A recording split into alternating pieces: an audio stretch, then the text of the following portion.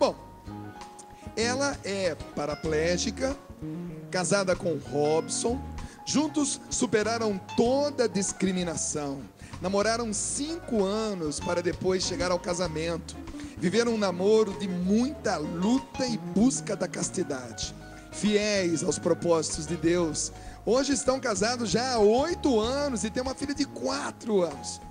O testemunho deles vai nos ajudar a saber superar todos os obstáculos da vida e principalmente ter uma vida casta. Quero convidar aqui hoje no PHN um casal maravilhoso, com aplausos, com aplausos e delírio de todos vocês, Zélia e Ricardo.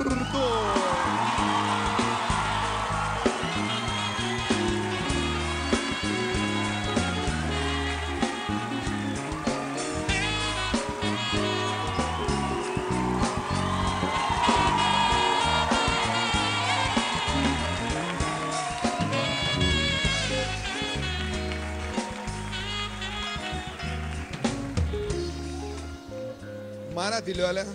Bom, vocês só podem ser daqui, né? Sim. Com tanta festa assim. Vocês os conhecem, gente? Aprovaram, então? Podemos mostrá-lo para o Brasil todo? Então tá bom, então. Boa noite. Boa noite. Deus abençoe. Boa noite. Tem mais um mic aí ou não? Tem? Vai chegar mais um mic aí? Isso.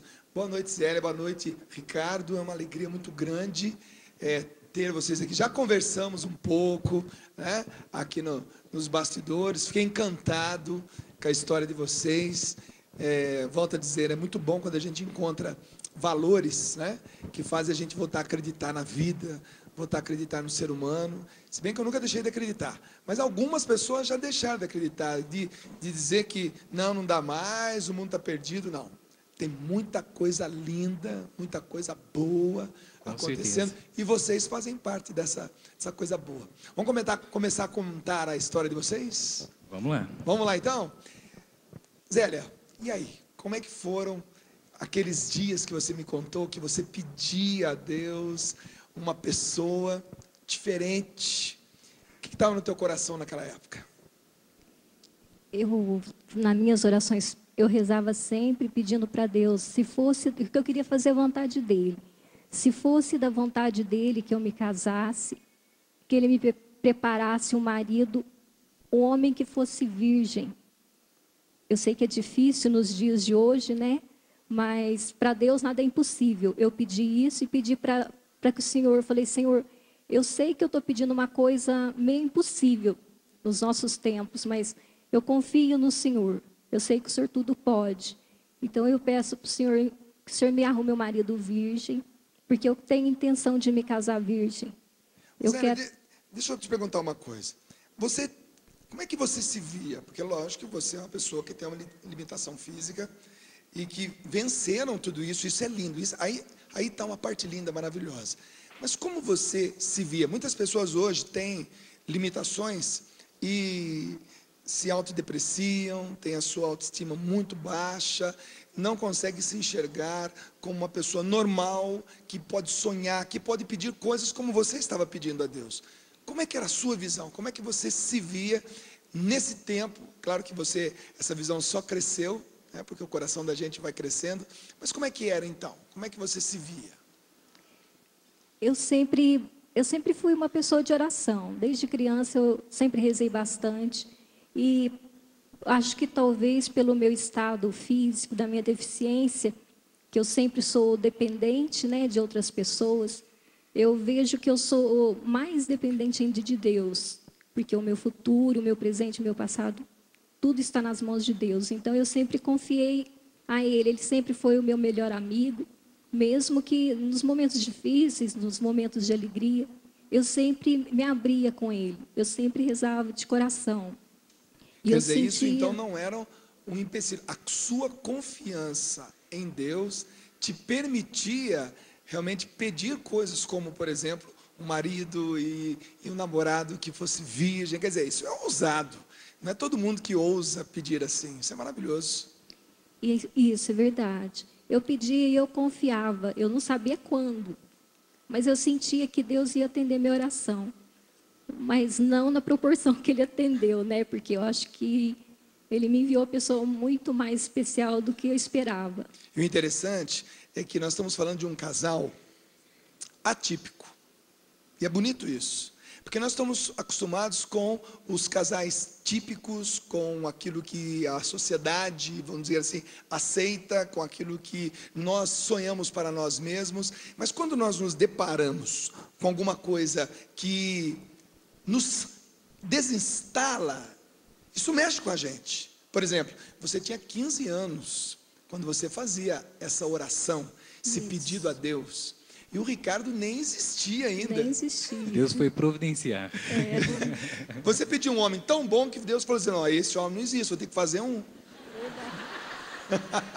Tem uma amiga que brinca que a Zélia, ela é 15 anos mais velha que eu, e a gente namorou, né, 5 anos, namoro e noivado. Aí ela fala assim: o Ricardo é desse jeito porque você criou do gosto. Ela criou do jeito que ela queria. E isso é interessante, porque você pedia, não vislumbrava. Porque uma coisa é você olhar uns 3, 4, umas 4, 5 e falar assim: ó Senhor, podia ser daquele jeito, né? Já começa, você começa a olhar e falar, você começa a escolher, e é normal isso, dentro da igreja, na rua da tua casa e tudo mais, mas você não, você pedia alguma coisa que estava no teu coração e com certeza no coração de Deus. Eu fazia questão de que fosse uma pessoa temente a Deus. Eu falava para o Senhor que eu queria sempre, sempre seguir e servir a Ele. Então eu queria que fosse um rapaz que fosse temente a Deus, para que ele pudesse me acompanhar e me entender nessa decisão. Como é que era a sua família? Mãe, pai, como é o tipo de apoio, o tipo de conversa? Eu estou fazendo essa pergunta, sabe por quê? Porque eu tenho certeza absoluta que hoje, nesta noite, muitas pessoas com as mesmas limitações se sentirão totalmente renovadas, se sentirão dignificadas e voltarão a acreditar. Muitos pais, né, muitas mães que precisam ter também essa tua palavra, porque é muito importante ouvir o que a tua mãe, o que teu pai pensava diante de sonhos, diante de pedidos, quando você também relatava a eles. Como é que era isso? Na verdade, eu era um pouco fechada assim com a família, eu não me abria muito, não falava muito o que eu pensava. E não tive assim apoio, não tive. A minha mãe sempre falava, minha mãe, minhas irmãs, às vezes quando eu falava de algum rapaz que eu estava paquerando, alguma coisa, eles falavam assim: Zélia, tira isso da cabeça, você não vai pensar que um dia alguém vai querer casar com você, né? Na cadeira de roda. Então, assim, isso me fechava, né, para o diálogo com eles. Então, eu me abria mais com Deus. Lógico, sou muito unida à minha família, amo demais a minha família, mas também é uma coisa que ninguém imaginava que fosse acontecer, né? Eu entendo eles, mas é uma coisa assim que eu procurava me abrir mais com Deus. Ricardo, você nasceu, surgiu, Sim. Cresceu e começou a pensar também em namorar, começou a pensar também em um dia se casar. Como é que a Zélia pintou na tua vida? Dunga, eu também, numa ocasião, num grupo de oração, eu vi um pregador dizendo que eu deveria rezar. Eu não namorava ainda, não tinha uma namorada, e eu aprendi que eu já deveria rezar pela minha esposa, para que Deus colocasse a pessoa certa na minha vida. E muito antes da Zélia acontecer na minha vida, eu já pedi a Deus a bênção para minha esposa, a bênção para minha namorada. E quando eu conheci a Zélia, né, num grupo de oração, foi de início uma amizade muito bonita que surgiu. E conforme a gente foi se relacionando, a gente começou a participar do mesmo grupo de oração. E eu comecei a perceber que eu gostava dela, que eu estava gostando da Zélia. Pintou o sentimento. Exatamente.